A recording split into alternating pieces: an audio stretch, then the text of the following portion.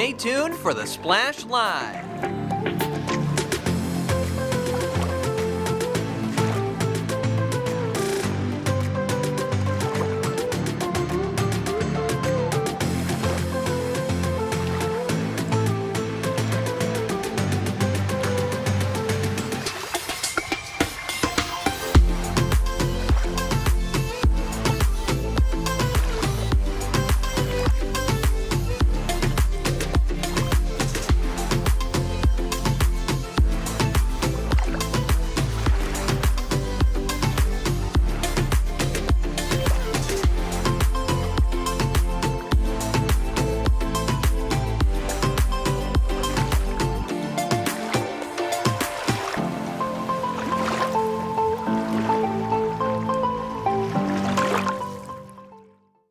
It's time for the Splash Live from Civic Center TV, featuring stories from and about people like you in the greater West Bloomfield area. Simulcast on cable, 89.3 Lakes FM, social media, and the web. Now live from Green Media Center on Walnut Lake Road, it's the Splash Live.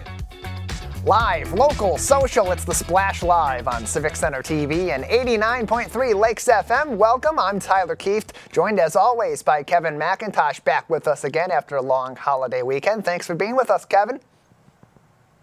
Tyler, happy to be here per usual. It's always hard going back to work after a very long break and one of the best holidays of the summer. But another day, another opportunity to be here, Tyler, and talk about what's going on in the community. Yeah, it was a great week, a holiday week. Everyone got a good amount of rest here in the greater West Bloomfield area and a lot of fun. We have a lot of bodies of water here in the local area. So many lakes in greater West Bloomfield, but until you've really seen it from above, you don't see the impact that all these local bodies of water have on our four communities and beyond. Of course, we had so many fireworks lighting the night sky over the holiday weekend, and joining us now is our very own Dave Scott, who got to see those fireworks from an interesting perspective. Dave.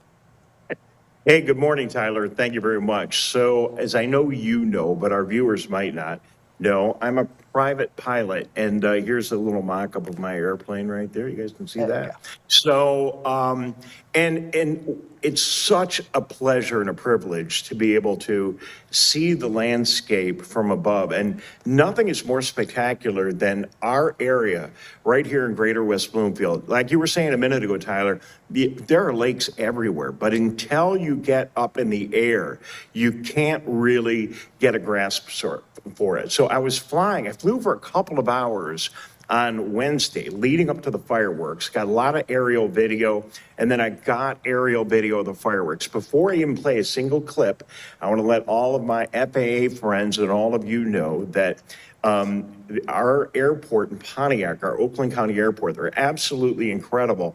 And everything that I was doing and was shooting was under control from air traffic control out of Pontiac. So I want to thank the Pontiac Tower for helping. And I wasn't the only pilot out. They had us all stacked up as we were shooting video. Don't try this stuff around here with your drone because you're a danger to those of us that are flying conventional airplanes. But Tyler, it worked out really good, and we got some great video. And let's start by taking a look at when you're in the air, one of the best landmarks in our area actually is Apple Island. Let's roll this first clip. And as you can see there, Tyler, Apple Island really sticks out. It's so conspicuous. And it's one of the first things that you're able to see from the air as you're flying around. You got Orchard Lake, as we saw there a moment ago, and then there's this big island. So now I'm flying down. There's our Green Media Center studios right below us and the Civic Center complex. And now I'm flying over toward West Bloomfield High School, and we're going to go up Orchard Lake Road. And by the way, this video isn't perfect. You know, I didn't have a fancy rig in my plane for shooting aerial video, so you're going to see some background control panel images. But Tyler, here we are coming up on West Bloomfield High School. We're turning. You can see the beautiful Orchard Lake and Apple Island in the background. If you look real close at the football field down there, Tyler, you could see our new scoreboard that we'll be talking about, the big, huge video board. And And one of the nice things in the air is the sun is really set on the ground, but because I'm flying at 2,000 feet above the ground here, we are capturing a beautiful sunset. Now there is Apple Island and Orchard Lake in all of its beauty and all of its splendor. Now, Tyler, you know what lake that is as we're coming over to the right? That would be Pine Lake, Dave. Yeah, I believe it's Pine Lake. Absolutely. And then off in the distance beyond Pine Lake is Cass Lake. So, I mean, can you kind of get an idea what I'm talking about? I mean, when you're driving around these lakes, I don't think you really get the feeling of how much water we have right here in Greater West Bloomfield. Yeah, there's tons of it. It's all over the community in every single corner of all 4 of these communities, 2 of which are named after lakes themselves, Dave, because it's such a central part of Greater West Bloomfield. So going back to that video, just continue to let it roll if you can. We're going to keep going on in that video. Now we're getting over toward Sylvan Lake, and that's Sylvan kind of coming into the view in the right. If you look close, you can see Orchard Lake Road going through Keagle Harbor and into Sylvan Lake. That lake on the right, I can't remember the name of that one. That's got me stumped. Anyone knows that? I'm sure this video will play over and over again, and I'll have to look foolish now for the next 20 years. But Sylvan Lake is off in the distance, and then you can see Telegraph Road kind of appearing. So let's cut to the next video. And this is kind of a better view of Telegraph. We're coming up Telegraph now, and I'm turning toward Sylvan Lake. A lot of these shots, you're gonna have to forgive me, I'm not doing any really steep maneuvers here because the plane was being flown on the autopilot, and then if you look real close in the distance on the right, you see the edge of the Pontiac Airport. We're very close to the Pontiac Airport, so we had to be really careful not to get in the way of any other aircraft over there. But there we go, nice view of Sylvan Lake. This is probably about 20 minutes before the fireworks kicked off. Next video is south of Sylvan Lake, and I think we'll get a really good view of the sunset here. So it's getting a little bit later. I'm back a little farther away, and you can see Sylvan Lake and all of that with that. I mean, let's just take in that beautiful sunset. Isn't that gorgeous? It is. That is a fantastic sunset, and seeing it beam off those lakes too, off in the background of that video is even better. Yeah, especially Sylvan. You could see that orange glow on Sylvan, which is not the lake in the foreground, but the next lake up that's just a little bit higher. So eventually it does actually get dark here, and we actually do some fireworks. So let's take a look at this. This is a Sylvan distant here, and I'm a little ways away, but you can begin to see the fireworks here coming off Sylvan Lake. And we'll just kind of watch the show. Now, you know, it's not like being on your boat right in the lake, but it's a different perspective, isn't it? Yeah, it is. You can see just, you know, when you're on the ground or you're on the lake or on the water watching these fireworks, they seem like they are way up in the sky, thousands upon thousands of feet up, and then you see it from above. It's not too far away from us at home where we're seeing those big lights in the sky. No, and I was careful. I didn't want. I wanted to make sure I was above the altitude at which the fireworks were firing.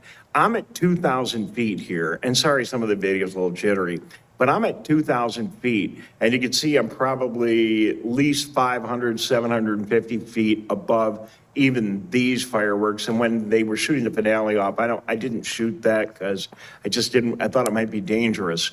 But as I'm coming around here and getting a little bit closer now, around Sylvan Lake, get a really nice perspective. You can look closely. And check this out. In the background, you can see the fireworks that are coming off Union Lake way up there. And I'm pretty sure that's Union Lake way up there in the background. If you look, you're going to see some other flashes in the sky. As I'm flying around that night, there are just fireworks all over the place because with all of our lakes, we have so many different fireworks shows.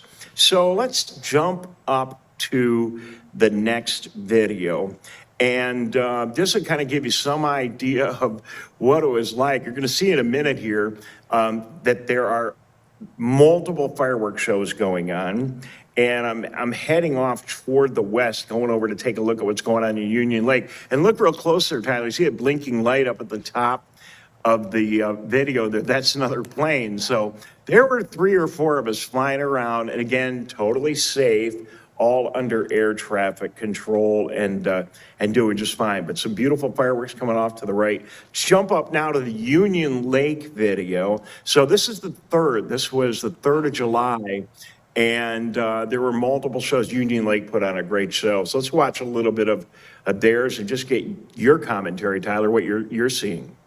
Yeah, you can see really the action on the ground level, or in this case in the lake level, and then see the full process of what those fireworks look like as they go up, as they explode and they beam through the sky. Gives you an even better perspective because you can kind of see that on the ground. You see a flash on the ground, maybe a flash in the air, and then the actual firework. But seeing it actually go off in the sky, the colors as it rise, as they rise into the air, that's a really interesting view too, and one that you can really only get from this perspective, Dave. Yeah, and there's a really nice ground effect that I thought looked really cool right on the lake from the air, and you can see all the smoke trailing out and everything. I'm about to get at an angle where I can't see much anymore. But the thing that I always think is cool about fireworks is they always seem they're coming at you, no matter where you are. And that was true up in the sky because they're exploding and going out, right? So no matter where you are, you're going to see fireworks coming at you. So let's wrap it up and just take one final look at Sylvan Lake and the fireworks there in Sylvan Lake. And I don't know who put all this show together, but there were a ton of boats on the lake, and it was really an incredible night and a great fireworks show. As you could see, the weather couldn't have worked out any better. And it was just a spectacular night here in West Bloomfield. And again, in the general area, Sylvan Lake here. But one more time, this is just a perfect weekend for fireworks. We had shows on the 3rd, shows on the 4th, shows on the 5th. Hopefully you got a chance to get out, celebrate, enjoy time with your family, and just enjoy the birthday of our great country. So there you have it, a slightly different perspective on fireworks night in West Bloomfield, all from this little guy right here.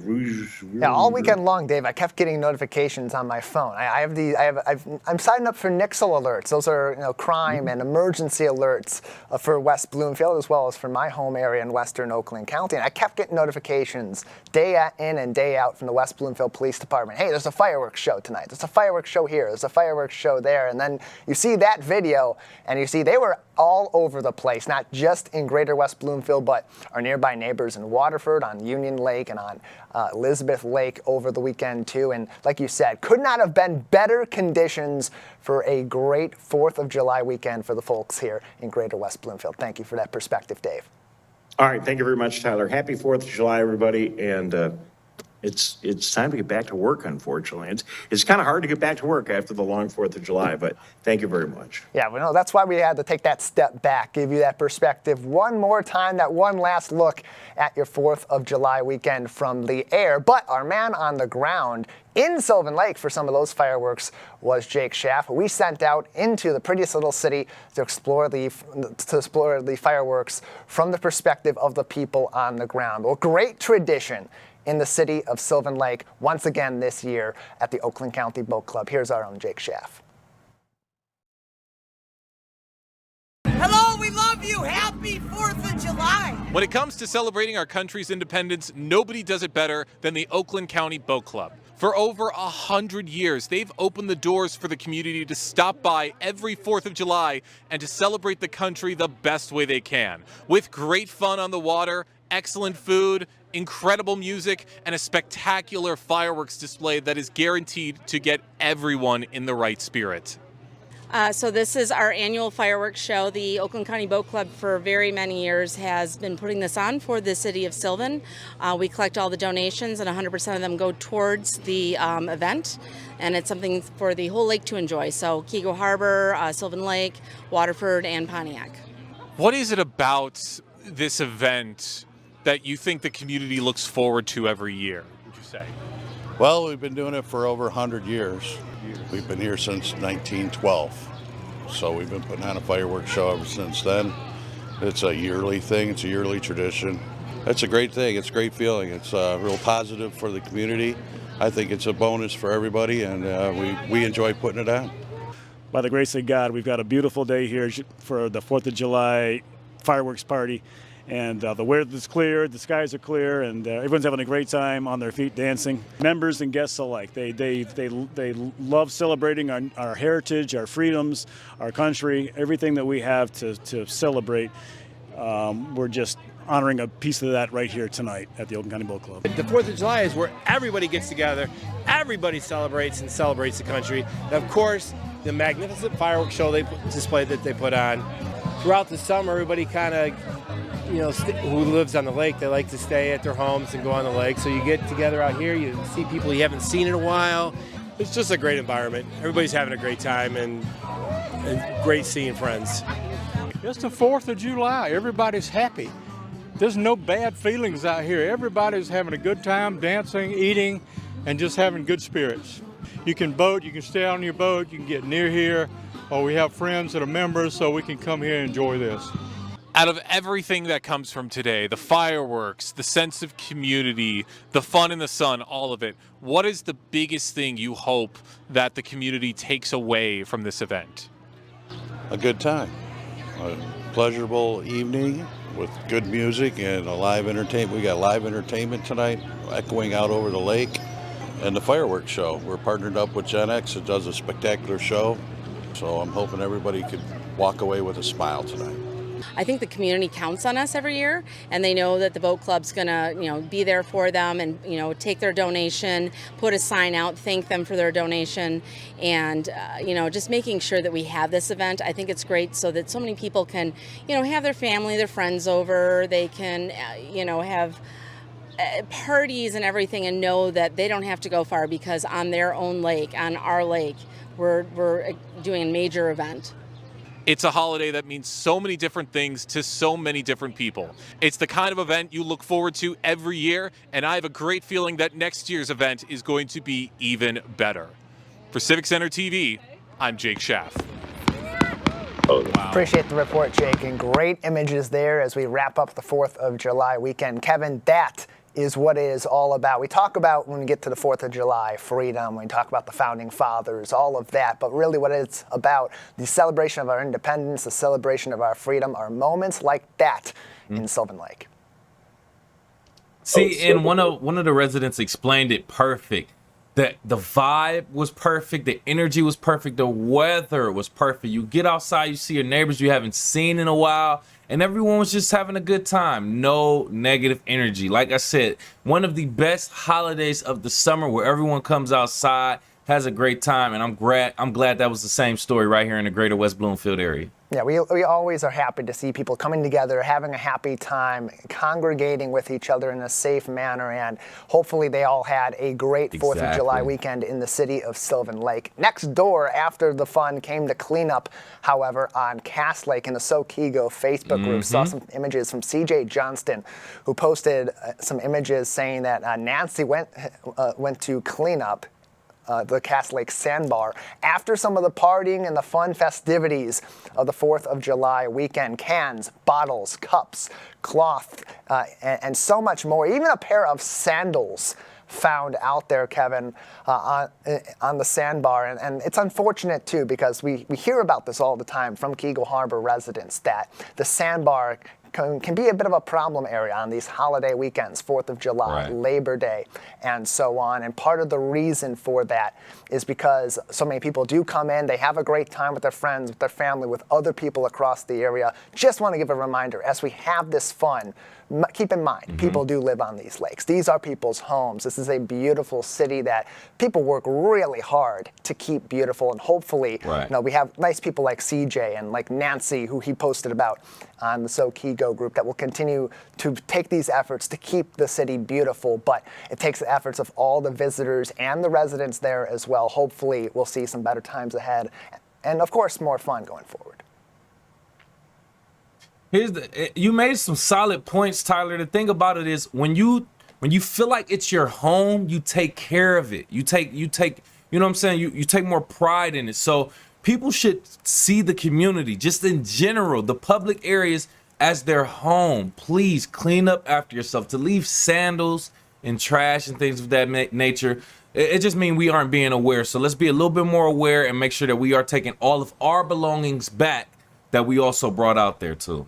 We want to keep the fun, safe, and healthy for everybody, including our friend Mother Nature in our environment, especially out on those many beautiful lakes we saw earlier on today in that video from Dave Scott, as well as that video from Jake Schaff. We appreciate everyone coming in and having a good time over the 4th of July weekend.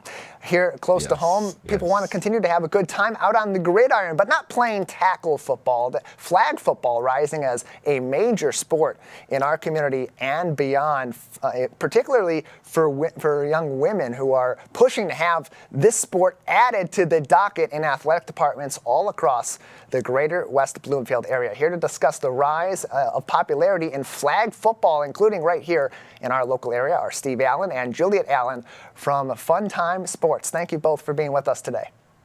Thank you so much for having us. Thanks for having us, guys. Yeah, we're so happy to have you on to talk about this because there was a great article from Eric Guzman in the Detroit Free Press recently telling the story of a young girl in Beverly Hills who goes to Birmingham Groves and worked so hard to try to get the Birmingham School District to incorporate flag football as a regular sport. And we know that they're not alone over there in the Birmingham schools in these efforts taking place. So in terms of popularity here in Greater West Bloomfield, where you hold a lot of camps and you hold a lot of leagues, just how popular has flag football become?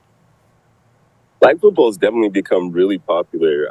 I think, honestly, just getting kids out and, getting them out to play, making sure they get exercise, that's like the best part about flag football, having a team atmosphere, having kids cooperate and, finding out about the rules of the game, but also finding out, if they like it or not, and here at Fun Time Sports, we also have basketball. As you can see, we're at the basketball court today. We're about to do a basketball camp later on.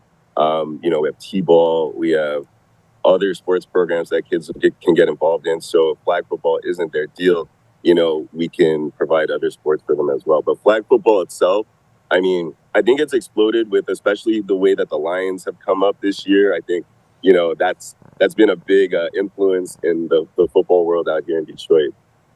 Yeah, it's gaining a lot of popularity, not only in our local area, but across the world.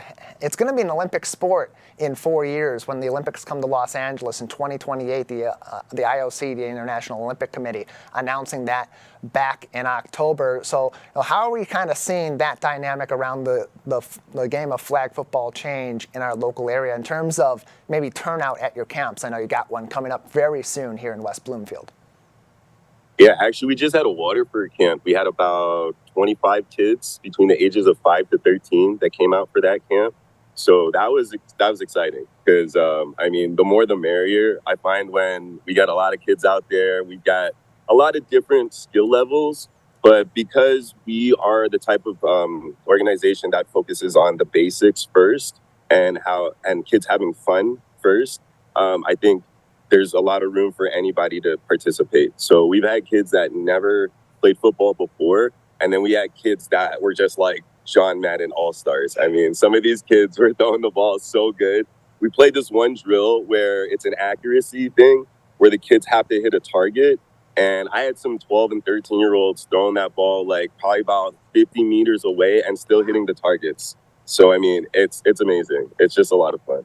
And this is a game that engages young athletes. I know from my experience playing flag football that it helped me grow a love of the game of flag football, of team sports at a young age. And now particularly what the story has been lately is female athletes really pushing for flag football to be a sport regularly in the MHSAA, not just something that maybe we see in our high schools in the spring or in the fall when they're doing powder puff games coached by the varsity football players. So Juliet Allen is with us too, an assistant coach, and Steve's daughter on today's edition of The Splash with us from Fun Time Sports, who will be holding a camp for flag football at Drake Sports Park later on this month, July 22nd through the 26th. Juliet, from a woman's perspective, from a female athlete's perspective, what about this game do you believe is engaging more girls nowadays than ever before? Well, honestly, I think that girls can do anything. We've all known this. We've known this forever. But I think that nowadays what's really getting girls involved with flag football is kind of the idea that we don't need to uphold to social norms anymore, or we never really had. to. I think that girls can get down and dirty and play some flag football, and they love it. And I see it all the time. And I just love how the girls and the boys can have such a good dynamic together and just have a lot of fun. One of the reasons I even started Fun Time Sports was because I was coaching Juliet, her sisters, when they were younger. And they used to play co-ed basketball, and, you know, they used to play co-ed soccer with all the boys. And I mean, that's one of the greatest things for me is just watching my daughters get out there and play sports and compete and really, you know, they win. Like, this kid is a really good basketball player. She used to really get out there and score on the boys all the time. So I love seeing girls. One of my girls that actually plays basketball too, but she's a flag football player. I'm going to give a shout out, Izzy Noe out there. She's one of the most awesome athletes I've ever seen. And she is one of the best little quarterbacks I've ever seen. And, you know, I feel like the more the merrier. Anytime that I see kids out there trying and doing their best at sports, you know, just getting out and having fun, you know, that's what it's all about. And for kids too, and for parents especially, there's a little bit of a fear nowadays, knowing what we know from a medical standpoint about the game of tackle football, the effects it can have. You know, most of the kids that are going to be playing that game are not going to get a college scholarship, are not going to be playing in the NFL or another professional league down the line. And flag football is significantly safer because of the lesser contact. And so how does that maybe play into the rise of the popularity too, Steve? I think it definitely plays into it because, you know, it's a non-contact exercise, right? Like, you're not getting, like you said, the impact that you would get from tackle football. So there's definitely less injuries, right? There's definitely less head injuries, which is a big thing, right? We don't want our kids getting concussions and things like that. But also what's amazing about it is getting kids out there, and they're not just learning how to play football, right? They're learning how to sprint, right? They're learning how to throw, right? Because, like, you can translate the throwing in football straight to the throwing in baseball, right? They're learning how to catch, right? That hand-eye coordination that goes into basketball, as well as hockey and other sports like that, right? So just getting them out there and trying a different sport, especially flag football, will allow them to compete in other sports where they can use the same skills that they learned in flag football. So, I mean, I think it's amazing. And I really think having our kids in this community, in the West Bloomfield community, come out and play flag football is going to impact all the other sports, not just football.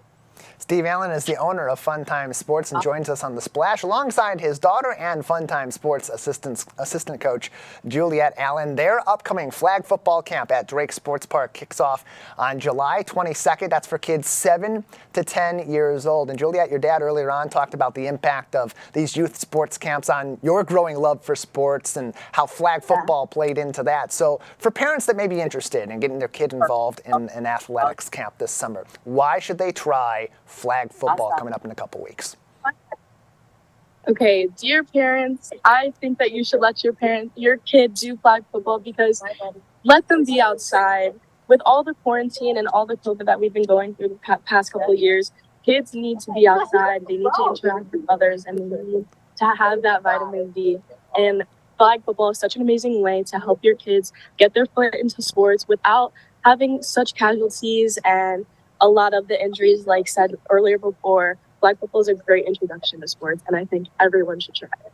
One more thing for you, Juliet, and maybe another ode to some other people in our communities here. A spokesperson for the MHSAA, when approached about making flag football a regulated sport in the state of Michigan year in and year out, particularly for female athletes, that they need to gauge the proof of interest from high schools before they make that a sanctioned sport. What's your message to the MHSAA, to our local high schools and athletic departments about why flag football should be something on their regular athletics docket?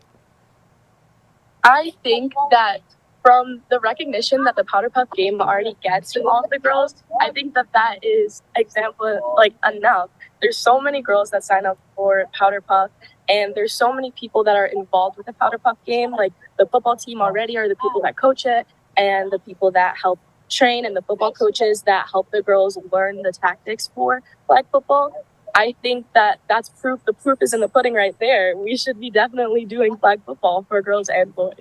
Played by over 20 million people across the world, according to the National Football League. Flag football on the rise, an Olympic sport 4 years from today in 2028 in Los Angeles, and will be on the field at Drake Sports Park beginning on July 22nd. Steve, before we let you go, tell us lastly how people can sign up for your flag football camp in West Bloomfield. You guys can sign up by going to wbparks.org, or you can just call West Bloomfield, ask for Mike. He's an awesome guy. He'll help you out.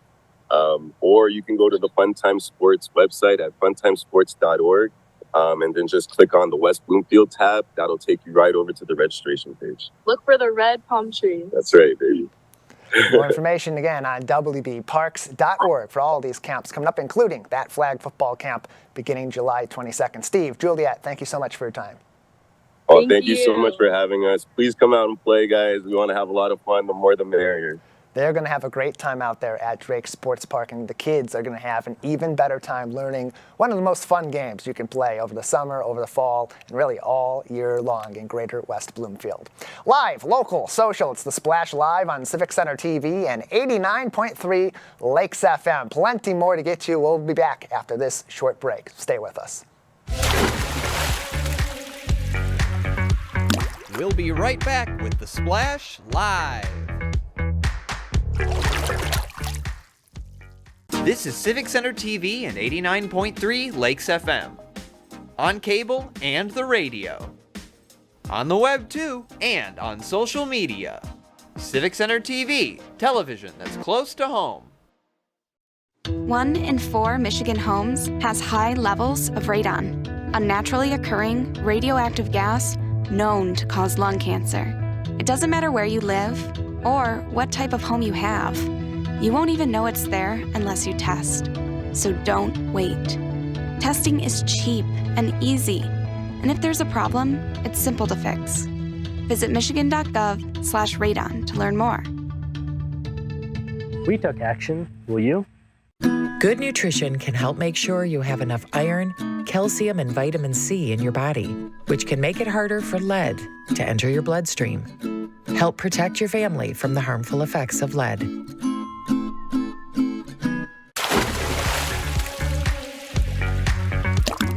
And now, back to The Splash, live.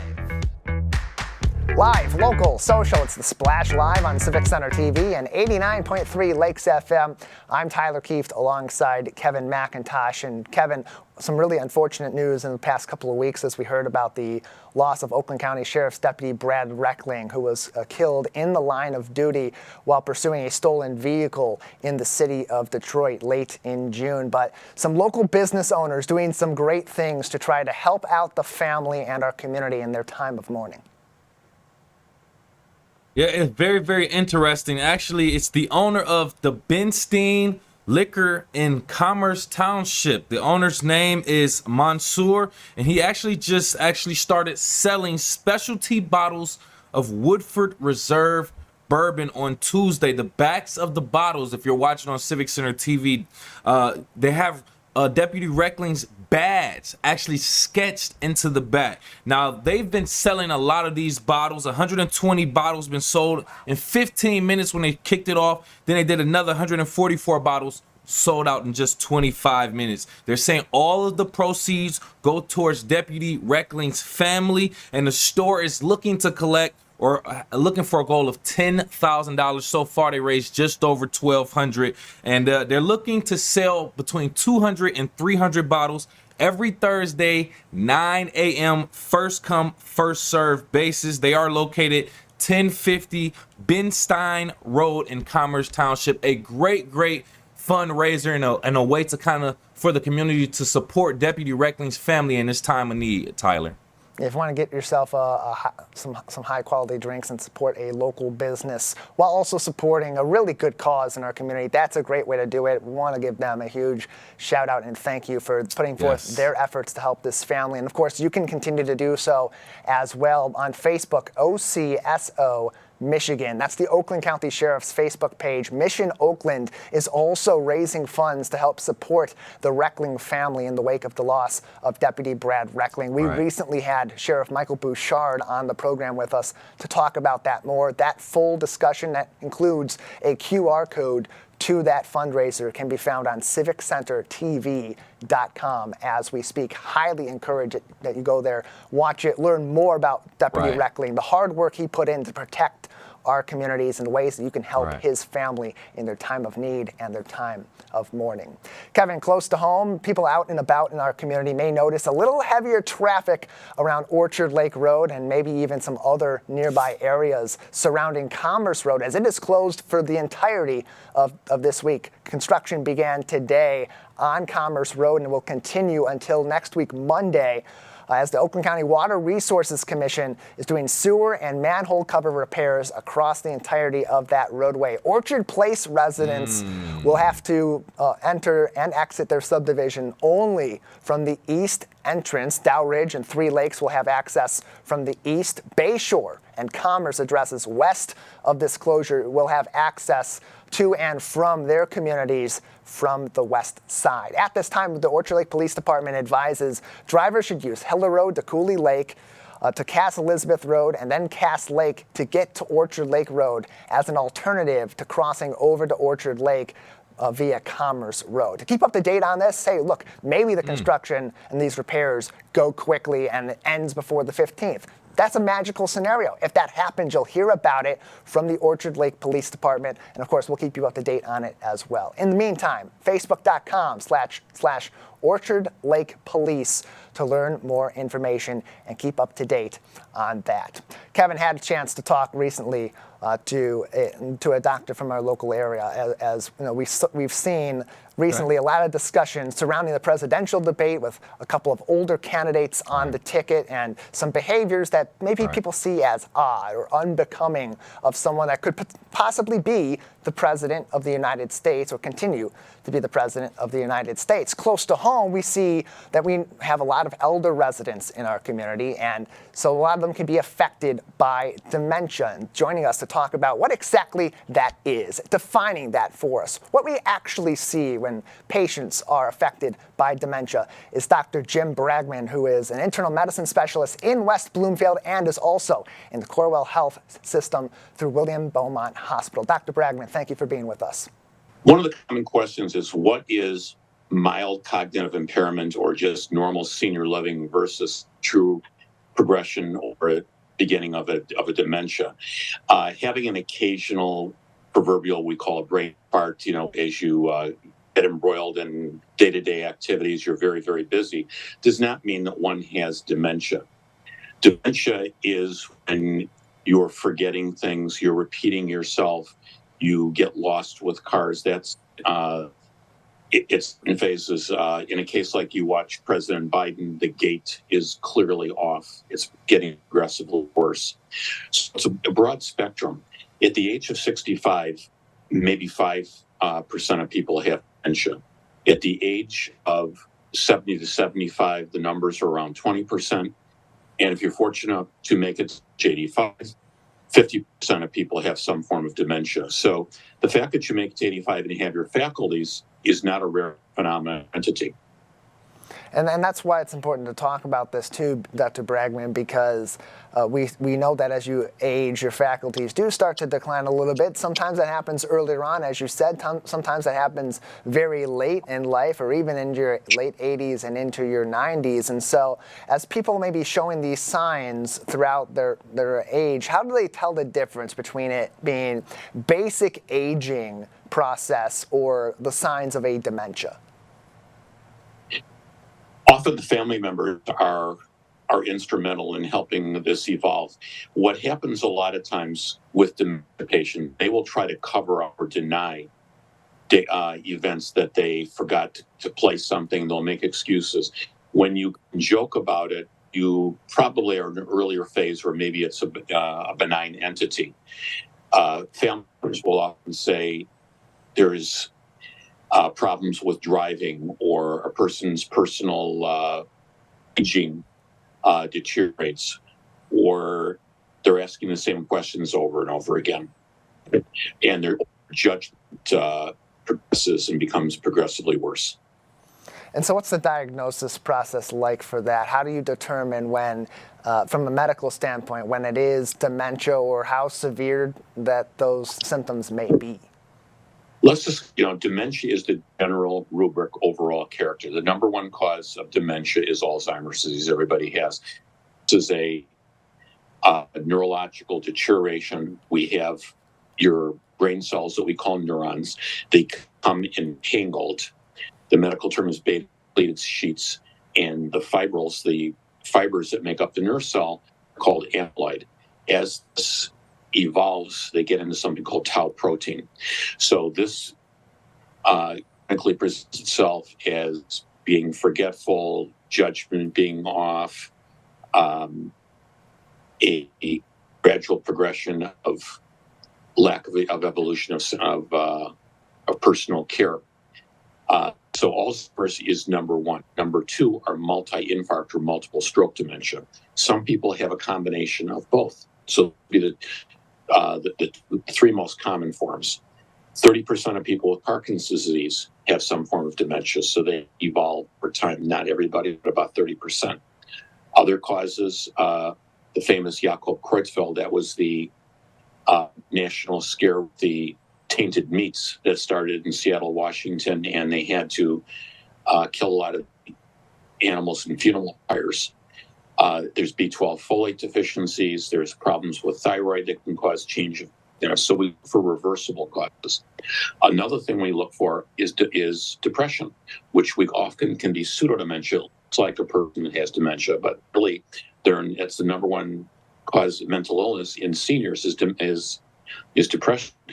They may have trouble concentrating, they may not be focusing, they may not have dementia, but the two are nonetheless not mutually exclusive as well. It requires a skilled clinician to try to sift through all these entities.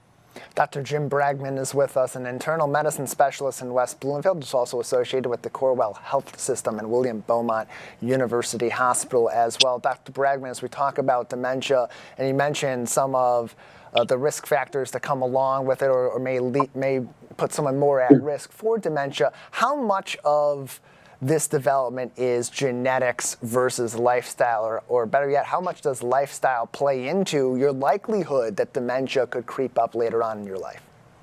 It's a great question. Things that we can control, without question, are your blood pressure is number one. Your cholesterol plays a role. What's often in the news, there's a special carrier protein called apoprotein E4. And there has been some studies in the last couple of weeks in one of our prestigious journals, the New England Journal of Medicine, where we have two of these copies we call alleles. It gives you a greater genetic predisposition towards dementia. What does, there are pockets that run families. The most important thing from a preventative standpoint are the following, and this was really done on a very elegant study years ago on Carmelite nuns in Minnesota, who was the least apt or the most apt to develop dementia or perhaps delay it till later in life. The people who are the most verbal, the most reading, did crossword puzzles, Sudoku. People who are the most physically active, you can delay the onset or hope to prevent it by walking counts, a stationary bike, a treadmill, swimming, any type of physical activity is of paramount importance. Third, eating healthily. The more you go towards the Mediterranean, vegan, plant-based diet, the less chance you have. Fourth, relationships are very important. We always talk about families being somewhat dysfunctional, and it's important to have family relationships, but a network of friends is of considerable importance. And finally, I noticed that people who have coping mechanisms, when adversity strikes, you have the wherewithal to handle adversity and to overcome obstacles in life without giving up. And if you have some of the diseases like diabetes or hypertension, you've got to keep them under control. And so knowing that our population, the greater West Bloomfield area, there's a large population of elder individuals, and often when there's a dementia diagnosis or a diagnosis that maybe also suggests that dementia may be in play down the line, how much does family support play into the treatment of dementia and better outcomes for our patients? Enormous, because families have to be involved. I mean, My mother had a stroke, but in watching 12 years at West Bloomfield's nursing home, people who had family visited on a regular basis deteriorated at a slower rate than people who were by themselves.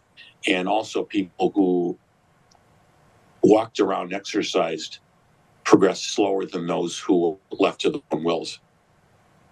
And lastly, Dr. Bragman, what sort of resources are available for those that maybe have been diagnosed recently with dementia or maybe showing some of those signs to help them get the treatment, get the help they need, and live as normal and as healthy of a daily life as they can?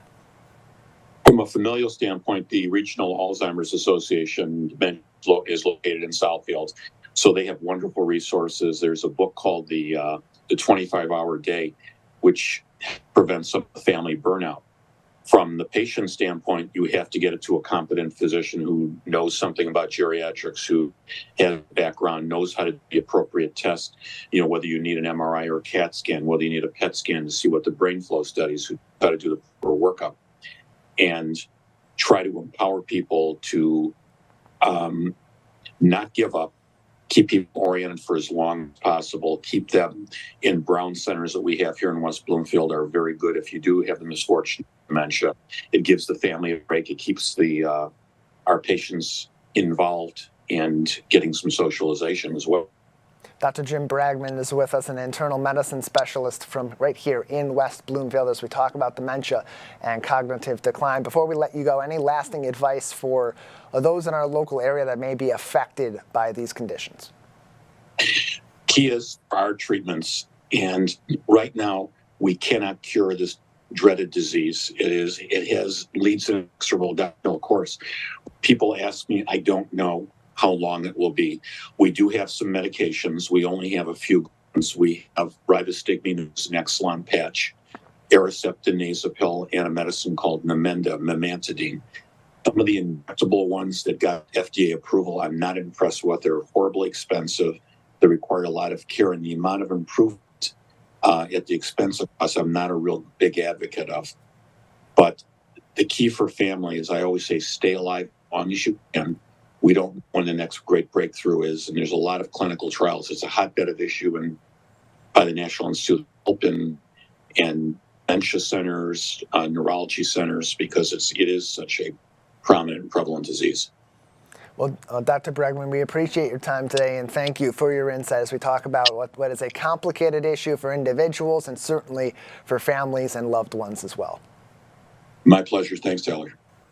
Always happy to have experts like Dr. Bragman from our medical community on to talk about complicated issues. And Kevin, it's a complicated issue that also affects residents right in some of the key age demographics here in the greater West Bloomfield area. It is a bedroom community. A lot of older folks that have been living here, have raised their families here, and are reaching their elder years here and maybe experiencing some of these symptoms, or their significant other or their children may notice it. And having that information can be critical to getting them the treatment they need to live a vibrant lifestyle, continuing to live a vibrant lifestyle in our community for years to come. Right. It's kind of interesting to hear, especially knowing that we have an older population here in the greater West Bloomfield area, but also knowing that there's a significant portion or a significant chance that you could get dementia or be living with dementia or some forms of cognitive decline based on a certain age range that you're in. So it's just something to definitely be aware of, because if it doesn't affect you personally, it can indirectly affect you by being with one of your loved ones. So a lot of great information there for us to kind of pick apart and kind of take home and let marinate for a while, Tyler. And one of the many ways that these elder individuals, or even those kind of in their middle ages approaching that elderly level, can, or even just the senior years of their life, one of the many things they can do to help sort of ward off the dementia symptoms that Dr. Bragman was talking about, and he talked about this too, is being active in the community. And there's so many resources for that, Kevin. That's something we're so lucky for, including in the heart of the lakes, who over the weekend they marked National Hop a Park Day, as we of course recognize Parks Month here in the state of Michigan as well. Many beautiful days out in the parks lately, as you're seeing this image on CivicCenterTV.com of a rainbow over Rose Sorter Park in Keego Harbor, behind Keego Harbor City Hall. That was the home over the weekend of arguably the most relaxing scene in Greater West Bloomfield all throughout the 4th of July weekend, as Erica from Sunyata Yoga in Keego Harbor led one of their Keego Connect yoga classes under the gazebo. With many people showing up on a beautiful day. It was a nice overcast morning and a great start to a Saturday after a busy week in the Greater West Bloomfield community. If you're bummed that you missed out, not to fear. Mark your calendars right now. A couple weeks from now, the last Saturday of the month throughout the summer, Saturday, July 27th, 9 a.m. Erica and the team will be back at the gazebo, weather and all else permitting. And you can keep up to date with that through Keego Harbor Parks and Rec, Kevin, and so many other ways to get involved too. People decorating their homes this time of the year. We saw so many award winners in June. Their beautification awards are back for the month of July, but they're due pretty soon. So if people want to nominate their friends, their family, their neighbors for their home, yard, and garden improvements, now's the time to do so, Kevin. I've been through Keego Harbor recently. You've been through it recently and seen the city. So many homes with beautiful exterior decorations. When you put effort into your home, this is why I say you take care of your home the best, right? So you take pride in your home when you consider something your home. So to put that much effort into your home, your own property, and then for someone to notice it, not only notice it, but to acknowledge and nominate you, it has to be a great feeling. And that's the sense of community that we want ultimately. So a great project going on by Keego Harbor with the Beautification Awards. Please continue to go out there, check out your neighbors, and nominate someone who deserves it. More information on the Beautification Awards, Keego Connect, their yoga events, and so much more can be found on Facebook at KH Parks. That's where all the information starts for fun in the city of Keego Harbor. Kevin, down the road from the city of Keego Harbor, there's a lot of fun going on all throughout the summer at Marshbank Park, including a big tradition back on its way. Marshbank Music Concert Series. It begins this Wednesday, July 10th, as a matter of fact. A lot going on. We're talking about live music. We're talking about food trucks. It's all going to be in this one area, Marshbank Park. Like we said, live music and food trucks. The food service will run specifically between 5:30 8:30. To me, that's plenty of time. Get out there, check out the different food trucks that they have, get what you need. The music itself will start at 6 p.m. So you got a little bit of time. Grab your food, grab your seat, sit down and enjoy some live music. Wednesday, July 10th, they will kick off the live music with performances by the Dan Rafferty Band. So check out the Dan Rafferty Band. It's going to be a great, great time. Live music, food trucks, your neighbors from the area also. And the concerts will continue throughout the month of July. So continue to check out their lineup for performers. As a matter of fact, I should say check them out on Facebook, so you can see everything that they have going on. WB Parks on Facebook to check out the entire lineup for the Marshbank Music Concert Series, Tyler. Seems exciting. Yeah, always a lot of fun out on the concert hill, whether it's Marshbank Music or the Kids Commotion Concert Series. And it's a big team, too, Kevin, that goes into making that happen. That includes the team at the Optimist Club of West Bloomfield, who provides a great opportunity for volunteerism, meeting your neighbors, and helping the kids in our community, including at places like the Marshbank Music and Kids Commotion Concert Series. Joining us now on the program is Terry Giannetti from the Optimist Club of West Bloomfield to tell us even more. Terry, thank you for being with us. Hi, how are you this morning? I am fantastic. How are you? Good, thanks. Looking forward to this talk. Yeah, glad to talk to you about this because we often bring up Optimist Club events going on or fundraisers going on, and we know a little bit about this community that's grown in Greater West Bloomfield, and specifically this one in West Bloomfield Township, to help our kids. But from your perspective as a member of this, why should people in our local area be interested or consider getting involved with their local Optimist Club? It's a great opportunity. If you have just a smidgen of time to come to the meetings and then choose the activities that you want to help with, it doesn't give just the community something, it gives us something, because it makes you feel so good when you see the smiles on the kids' faces and the parents' faces. And we do all kinds of things to get them involved. And I highly recommend that you join one of our meetings, one of our breakfast meetings, and get to know us. We have a lot of fun together and work hard. And it's all about optimism. It's about a bright, sunny outlook on life and on our community. But that's really not necessarily the big focal point behind this club or behind this group. It's the impact of those actions you've talked about, that community involvement. So take us through that. What does that look like to ultimately bring that optimism out to the community? Well, one of the things that we believe in is we don't know what anybody else is going through, and so it's really important to be kind to as many people as possible, and to build that community, and not ask for anything back, but to have the enthusiasm to help out and provide things for the kids and the parents. And the optimism itself, again, I'm going to say it brings personally a good feeling that you're doing something that matters. How does that ultimately get back to the kids? Because we know that this is all about supporting the kids in our community.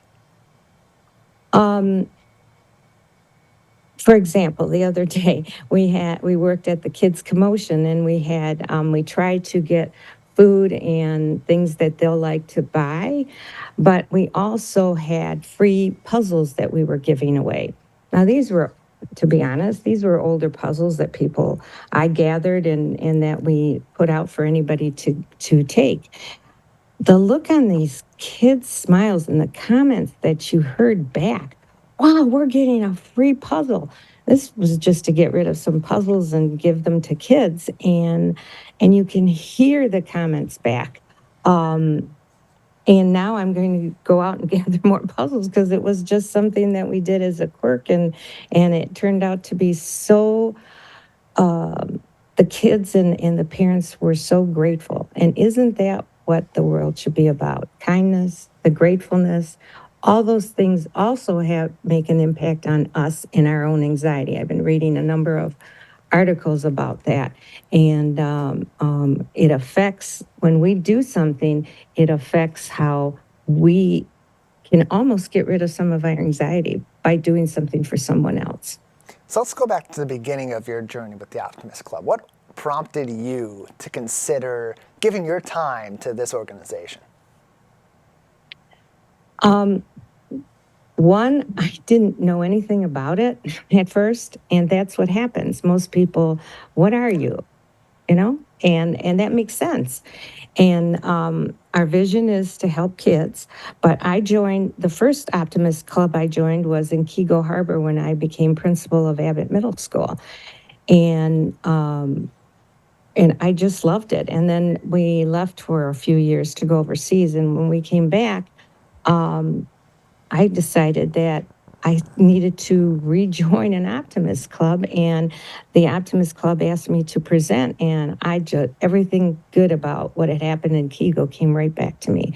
And I decided that it was important for me to give my time in this club. You can spend your time in a lot of things and whatever makes you feel good and whatever good you can do for others.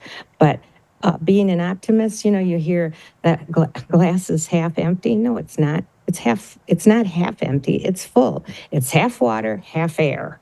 And if you look at life that way, you can get through a lot of things by just remembering how to be optimistic. And I've always been an optimist. Ever since I was a kid, I was optimistic. But that doesn't mean you don't get down sometimes. And when you do get down and you have those down moments, it's the people around you that all ultimately lift you back up. And that takes a community, not just for the kids, but for all the adults as well. Terry, before we let you go, anything else that our community should know at this time about our local Optimist Club in West Bloomfield? What I was impressed with the West Bloomfield, and many things I'm impressed with, but one thing I'm really impressed is the commitment of the fire people. And we meet at the fire station, and when we have an activity and we need things moved, and I can't tell you how much time and effort they put in to help us. So, and they are members of the Optimist Club. It's not that we're always bothering them to hurry up and help us out.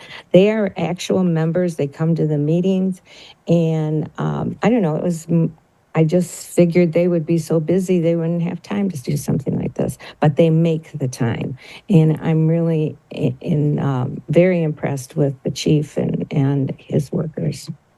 And we're impressed with them too, and the work of the other organizations too that are also involved in our Optimist Clubs, not only in West Bloomfield, but in neighboring Keego Harbor and throughout our local area. Terry, thank you so much for your insight. Oh, thank you for talking to me today. You made my day. Oh, well, you know what? We are glad to do that. Bring a little optimism to our optimists here in the greater West Bloomfield area. So happy to have Terry on with us to talk about their efforts because they do so much in the background that helps us in the foreground each and every day, Kevin. And that's really what kind of is what we're doing is all about here at The Splash, getting people involved in their community, knowing what's going on and getting to know the people and seeing the ways that they're positively impacting each other every single day. It's good that we do have not only organizations in the community that does share and spread optimism, but it's also good that we have people like Terry who are part of those type of organizations that keep that energy, keep that positive, good energy going, not only in the organization, but within the community. A lot of great work that they're doing with the West Bloomfield Optimist Club. More information can be found on westbloomfieldoptimist.org or on Facebook at West Bloomfield Optimist. And of course, plenty more from across our community. You can always keep up to date with us on our social media and on our website on civiccentertv.com. If you're just tuning in, all of this is going to be right there very soon. Also follow us on YouTube, where we've now surpassed 10,000 followers there. We thank you all for joining us each and every day at Civic Center TV there, and on Instagram and on Facebook at Civic Center TV 15. For our entire team at Master Control, Peyton Skyver, Jake Schaff, and Calvin Brown, alongside Dave Scott, and of course Kevin McIntosh, I'm Tyler Kieft. Thanks for tuning in to The Splash Live.